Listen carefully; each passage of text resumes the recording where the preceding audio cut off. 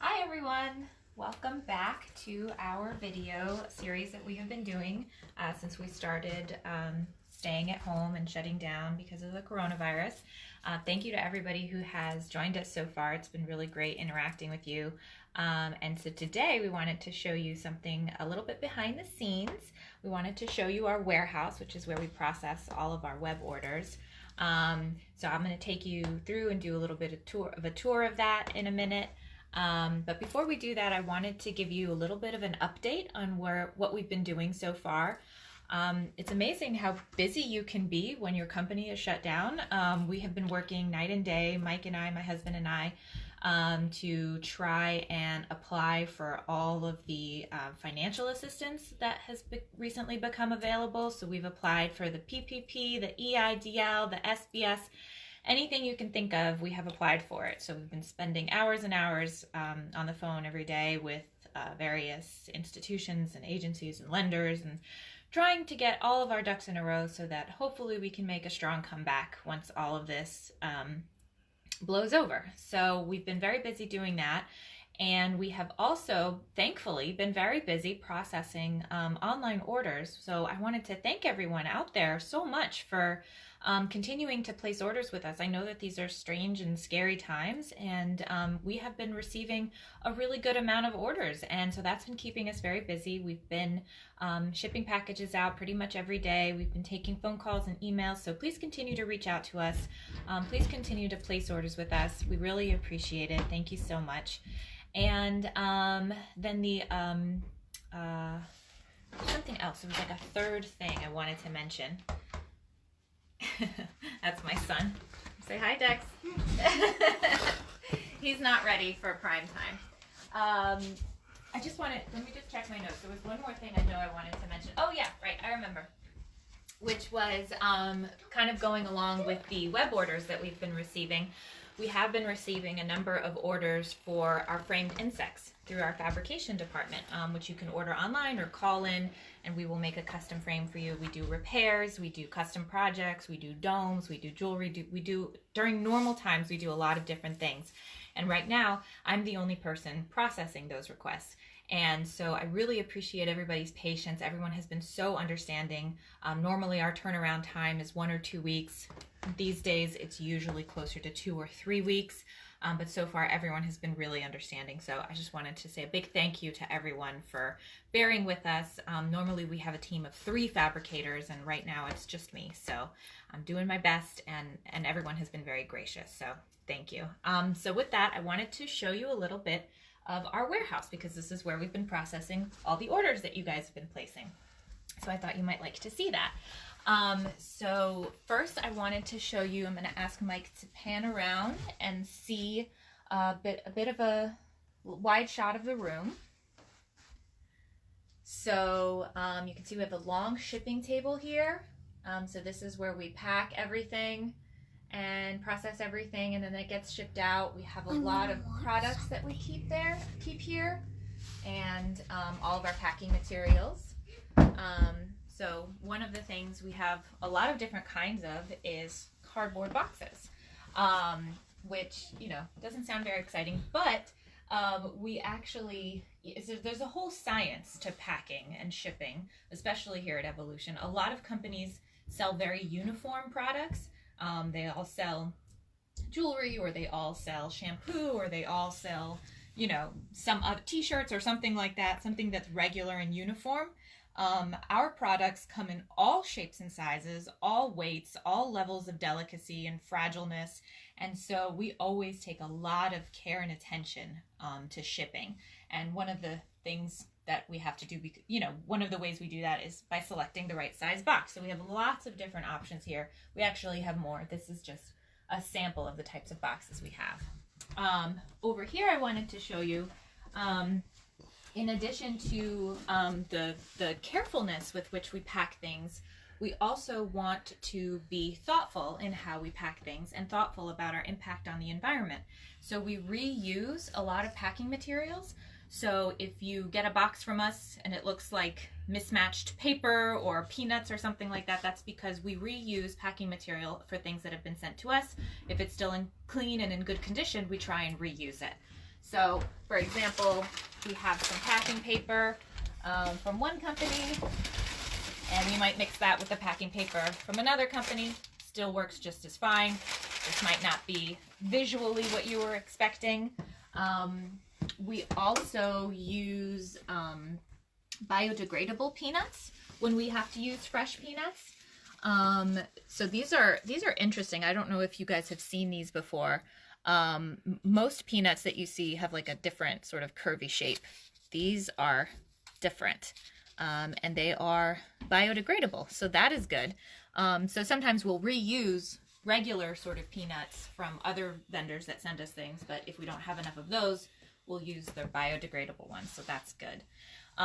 Going along with the carefulness with which we pack everything, you can see we have a plethora of stickers that we use. Some people might think we go a little overboard with the stickers on our packages. I know the UPS guy sometimes, has questions about what it is that we are sending out, but we are very, very careful with how we pack things, how we label things. We want to make sure everything gets to you in the same exact condition as when it left us. We have very few problems.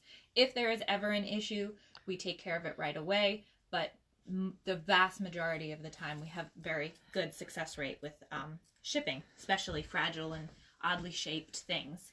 That's kind of what we do. We also reuse some bubble wrap. So you might see we have a couple different kinds of bubble wrap. Again, we're trying to be, mindful of our impact on the environment. So if we can reuse materials, we definitely try and do so. So again, that might explain why you see things, if you get a package from us and it has different colored bubble in it, that might be the reason why. And so in addition to the packing materials, obviously those are just a vehicle for the products. And so here we have a wall of products. This is also just a portion of what we have on the website. We store things kind of in every nook and cranny, but I can show you a few of the items that you can see on our website. So for example, we have these awesome spider webs under glass. So maybe we'll feature these one day. We'll do a separate video for these because there's a really great story behind this product. Very, very cool. So we have some of those. We also have some petrified wood. So these are called stand-ups because they stand up. They have a really cool sort of felt layer on the bottom so they don't scratch your table. And yeah, it's a really beautiful object. So that's really nice. And we also have some sliced seashells, which are very cool. I love things that you can see inside of the inner workings. I think that that's always sort of interesting to see how nature sort of constructs things. It's beautiful. So yeah, that's just a very small sampling of the products that you'll see on our website. So when you place an order with us, usually we start over here at the computer. Like I said, we have things tucked into literally every single nook and cranny. You might be sitting at the desk and bump your leg and then realize, oh, it's just an antler that I have sort of tucked away underneath the desk. So that happens. That's one of the occupational hazards of working here, is you might look in a drawer and be surprised by what you find. So yeah, so when you place an order with us, we start over here, and then we grab the item from the shelf or from the basement or the attic or wherever we have it stored, and then we wrap it up, pack it up, ship it out. So it's pretty straightforward from that point, but I wanted to give you guys a little bit of a behind the scenes look at what happens when you place an order with us. And also as a reminder, this building is located in upstate New York. So our store is in New York City, but our warehouse, our shipping department, is located in upstate New York. So that's where we are today. So thank you for, again, all of your support online has been really amazing. We have been receiving a really strong number of orders, and it's so so great that you guys have been supporting us in that way. It really makes a really big difference. So I appreciate that very much. And so today I have a few new products that I wanted to show you. The first one is this Amethyst Geode. Take a look at that. I hope that you can see it. It's a little heavy, so I will lean in. It is really, really special. We try and pick amethyst with these really large, dark crystals, as you can see. Sometimes some amethysts that you see will be have small crystals and they'll be sort of a light purple color. But we try and make sure that we select, so this piece was hand selected by us, and we try and get ones that have that deep purple color that's really beautiful and large crystals, because we just think that that's cool. You can also see sort of along the edge here where it goes from purple to white, and then the unpolished backside here. So that's kind of like what it looks like when it's rough, and then you break it open and you polish it, polish the sides, and this is what you see. So about a little bit about amethyst. So amethyst is actually quartz. It's actually just purple quartz. So it's not a whole separate mineral. It's related to quartz. It basically is quartz with just more impurities in it that turn it purple.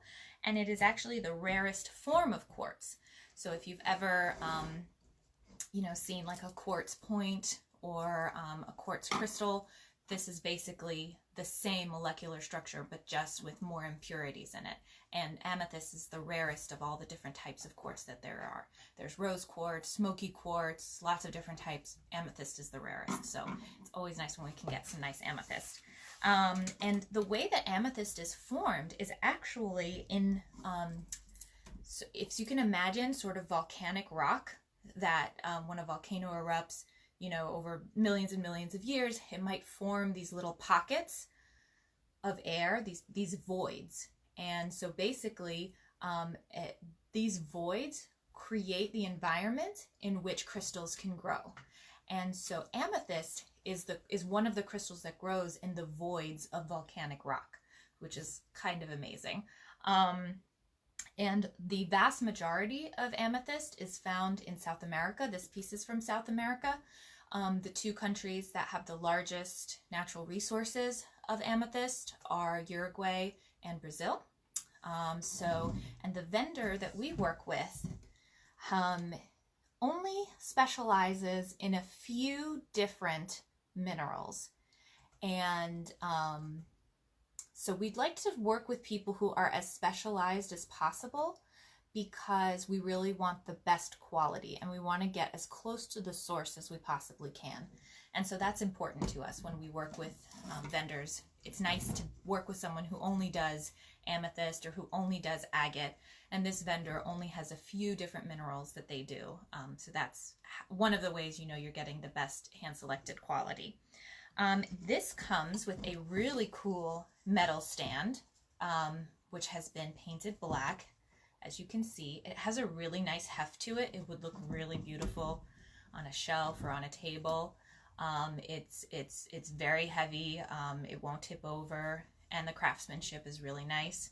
And I always like things that have a sort of built-in display to them, because sometimes you get just a rock or just a fossil or just a bone, but I really like it when people elevate it, add a little something, make it a really nice decor piece. So I really like the ones that are on stands personally, because it just sits so nice and really allows you to appreciate the piece even more. Yeah, so that is the Amethyst Geode. I'll give you another look at it real quick, and then I'll bring out our next piece for today. All right, and I think, was there a question? Yes, there is. Jason Hull, Guinea asked, she said she likes the ring. Oh, well, thank you. Do you Sure. can you tell the stream where you got the ring? Yeah, so this ring is from one of our vendors. It's really cool. It is a spider web ring, if you can see. So it's sterling silver and it has little tiny wires that form this awesome spider web. So I would be more than happy, Ginny, to send you a link and maybe so you can learn more about this piece. But it's really cool. And the designer who makes them, she makes a bunch of really, really interesting sort of nature-inspired and anatomical jewelry, really high-quality stuff. She only works with the best castings. Everything is sort of made by hand, really nice pieces. So Ginny, I would be more than happy to send you some additional information about her and the pieces that we might have available that are similar to this. I think we have a few different, I think she makes a few different shapes. I know there was like a triangle one, and then there are pendants and stuff like that in this line, so I will get you some more information about that. Okay, so the next item I wanted to show you is one of my most favorite things that we just brought back from our latest buying trip. And I was so excited to put this in the store because I knew people were going to freak out, and then the store shut down. So I am really pumped that I get to show it to you guys today. So this is an original lithographic print from 1903. So it's over 100 years old. It's in excellent, perfect condition. It really doesn't have a single stain, a single tear. It's really, really beautiful. And it has the most amazing story behind it. So this print was taken from a book called Das Mineralreich, which means the realm of minerals. And it was published by or it was written rather by a scientist named Reinhard Brauns was his name. He was German. And at the height of his career in 1903 is when this book was published. And so this is one of the pages of the book. And it shows all these different minerals. I'll see if I can get a little bit of a closer look for you guys. And the thing that's not translating very much onto the camera is that all of the minerals are shiny. So they have a silvery sheen to them, or a metallic sheen, depending on the color. It's not just silver. They have a metallic sheen to each of them, which is really outstanding. Really makes it like, whoa. It makes it look modern, contemporary in a way, but also just, I mean, so original and beautiful. And so this, the researcher who published this book, Browns, he was a very important researcher in the field of mineralogy, and his work was really important in the classification of minerals. And so he went around documenting all these different types of minerals, and that was the basis for his book, Das Mineralreich, the mineral realm. And so we got a page from the book, and we put it in this really beautiful frame. It's, I don't know if you can see exactly the color, but it's almost like a rose gold metallic frame, which really picks up the rose gold in some of the minerals here. So I thought that was a really nice, it really complemented it. I had it framed, so when we got it, we just had just the sheet of paper, and so I had it framed. I picked out this frame because I thought it really complemented the minerals that are featured and the way that it has this iridescent, shiny quality to it. So as I said, this is an original lithographic print from 1903. It's in excellent condition, and it comes with the frame. The frame can be hung on the wall, and on the back here, I have translated. Oh, you can't read it, sorry, because I keep forgetting you can't read it because it's backward, but it's here. I have translated from the German. I researched what because each specimen you can see is numbered. And so I researched what specimens were what, and I translated from German into English so that you can see, if you buy this, exactly which ones are being featured here. And so this page of the book was for manganese ores and nickel ores, which is a specific type of mineral. He has different pages for different types of minerals. So this was this grouping of manganese and nickel ores that he was featuring. And some of the minerals on this are howrite, alabandite, rhodonite, cupronickel, millerite, gersdorfite, cloanthite, and garnierite. So those are the minerals featured here. And so some of them are very unusual, some that I've never seen in person, and some that are very, very rare. So I really love this piece, and I hope that you do as well. And so the last new piece that I'm going to be showing you today, I have one more after this, but the last new piece that I'm going to be showing to you today is pretty impressive. So I hope you're ready. This is an aluminum Anthill casting. Let me see if I can get this in frame. There we go.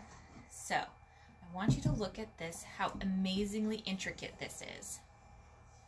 Look at that. It's really amazing. It is, so you guys may have seen, in the past couple of years, there have been these videos popping up of people making these. And so what they'll do is they'll take molten aluminum and they'll find an abandoned anthill and they'll pour the aluminum into the anthill, let it set, and then dig it up, brush away all the dirt, and what you find is a casting of the anthill. So actually, this is how it comes out, right? Because it goes down into the earth. This is the surface of the earth, and then it goes down into these amazing chambers and passageways. I mean, it's really amazing when you think about it. It is really a testament to the sophistication of ant society and the way that they build things and live together. I mean, it's so complex. It really looks like, like something that's completely, sort of sentient, right? That something made this for that was sort of intentional. It's so complex. It's really, really interesting. And one thing I wanted to point out specifically is that, so in ant colonies, there is a queen, right? The queen ant who hatches all the eggs. And she would have a special chamber, which is here, if you can see it here.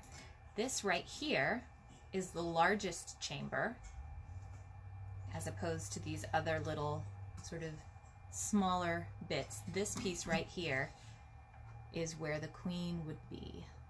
Those are her quarters where she lives, because she needs extra room for all that egg laying that she's doing. So that's very cool. And so, yeah, so some of you may be familiar with this this process because it's been developed over the past couple of years. I think it's relatively recently that people have started doing this. I certainly haven't seen these for sale for very long. This has been a relatively new discovery that we've made. And what's so interesting, I think, about this process is that, you pour the aluminum into the anthill, and then you have no idea what's going to come out, because you can't see into the earth, obviously. So you don't know if you're going to get a big one, a little one, what shape it's going to be. I mean, can you imagine digging this up and then, discovering what it is that you've found, sort of, and I just think the process of that must be so amazing for the people who are doing it, to pour the metal in there, let it set. You have no idea what's under the earth. Some of these things that they've uncovered are enormous, many feet long, feet deep, interesting, weird shapes. I mean, it's just completely unpredictable. So I think that that's very cool. You never know what you're going to get. This one kind of looks like a Christmas tree. And so I really So I really like that one. It's very cool. And so the people who make these are called Anthill artists. They take it very seriously, and they have their own techniques. And so this Anthill artist is from Florida. So this is from an ant colony in Florida. I'll give you another look at that. Did we have a question about this? Well, just a comment that we also learned that many of the stuff that you find online, they're also fake. They're not from... Oh, yes. That is something that we have found in our research when we were looking up information on this piece and pieces like it. We have found that there are actually a lot of reproductions. A lot of people who just take, you know, molten aluminum and like sort of make these. I think like they pour them in water or something like that so it cools down quickly and makes these shapes. Something like that. But they're imitating basically these anthill castings. And so just, you know, word to the wise, if anybody is looking for these online, be careful, make sure that that you're getting one that's an actual casting versus something that just looks like the shape of a casting. Because obviously you want to try and get the real thing. So that's it for this piece. And so those are the new products that we didn't get a chance to put in the store that I wanted to show you. But then I also wanted to bring out an item that you guys already love, because it is one of the things, since we've been processing all these web orders this week, we've been sort of reflecting on what's been popular. And one of the most popular products is the shark in a jar. So I wanted to tell you guys a little bit more about this piece. It is one of, obviously, like I said, the most loved pieces and also the most controversial. A lot of people have very strong feelings about this product. So I wanted to discuss it with you guys a little bit, because obviously there's a lot of interest in it. So first off, this is a spiny dogfish shark. So it's a type of shark called a spiny dogfish. They don't grow very, very long. I think the largest females are about 1 meter. So it's a relatively small shark. The scientific name is Squalus acanthius. And it is, I think I read in the research, if I remember correctly, like the most abundant, one of the most abundant species of sharks in the world. They're harvested for food in throughout Europe. It seems to be one of the primary markets, and they're sold sort of as a seafood substitute. So people consume these in a lot of places around the world. And one of the largest fishing grounds for these is in Europe. They sell them as, I think in France, what did they call them? Little salmons. You know, yeah, that was what they called them. So that's, I guess, one of the ways in which they market those. But it is an edible fish. And so that's... Although, you know, the ones that you eat are much bigger than that. Yes, so these are actually fetal sharks. So as I said, it's not a terribly large shark, but this is a fetal shark. So sometimes when they're fishing, they find a female who's pregnant, and so they'll take the fetuses, and some people will buy them and bottle them and prepare them and preserve them. And so it's kind of a byproduct of the fishing industry. People aren't sort of looking for these specifically, but they come out as a result of sort of material that would otherwise be thrown away in the fishing process. So I think that's sort of interesting to know in terms of the background. These specimens are preserved in rubbing alcohol with a little bit of blue dye to give it that cool blue tinge. And these preserve amazingly well. We have people who have had them in their collections for, you know, decades, and they still look crystal clear and very, very lifelike. So they're preserved extremely well. They really hold up for quite a while. It's I believe, if I'm not mistaken, it's a 30% alcohol solution. So it's not really pure. flammable. It's not pure alcohol, and it's not that flammable. It's not that toxic. But whatever combination they're doing is working, because they stay really, really clear and really well preserved for a really long time. So I mentioned these are a byproduct of the fishing industry, and so sort of the the feedback that we've gotten from some customers is that they are concerned that, you know, selling these, this species of shark is going to threaten the wild population of sharks. And I completely hear that, and I wanted to sort of respond to that, that concern. So I did have some research that I can share with you guys. So this species, like I said, is one of the most abundant species of shark in the ocean. And, but however, because it is so abundant and because it is so common in the food industry, for several years there was overfishing. So the concern is totally not unfounded. There absolutely has been overfishing of this species. Luckily though, new regulations have been put in place, relatively new, I would say in the past decade or so, that are really preserving, limiting the amount of sharks that can be taken so that the population can rebuild itself. So I just think that I really appreciate the concern that people have for the natural world. We obviously appreciate the natural world. We wouldn't be anywhere without it. And we really want to make sure that we are carrying products that are not exploitative, that are sustainable. We're not vegans or vegetarians. Personally, in our family, some of our customers are, obviously, and we have a lot of products that are more appropriate for them and in line with their values. But we do want to make sure that what we're putting out there is sustainable and is responsible.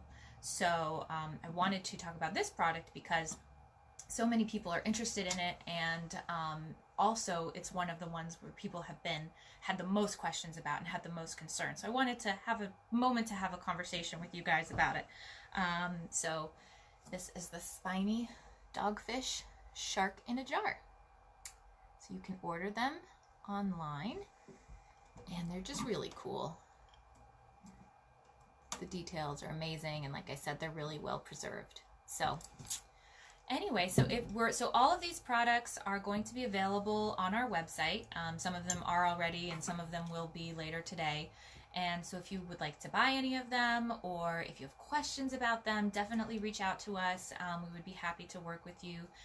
As I mentioned before, we are shipping orders. We are processing orders through our website, and we are shipping things pretty much every day. So we can get things out to you, especially the things that you see here. And we would love to do that. So again, thank you so much everyone for watching. It's really been great. Please send us your feedback. We've tried a couple of different time slots and days for these Facebook Live videos, and we would love to know sort of if you have a preference.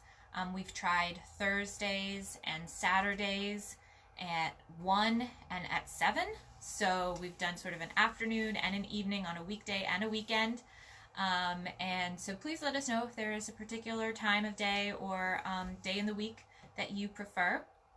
And until next time, thank you so much for watching, and we'll see you soon. Bye.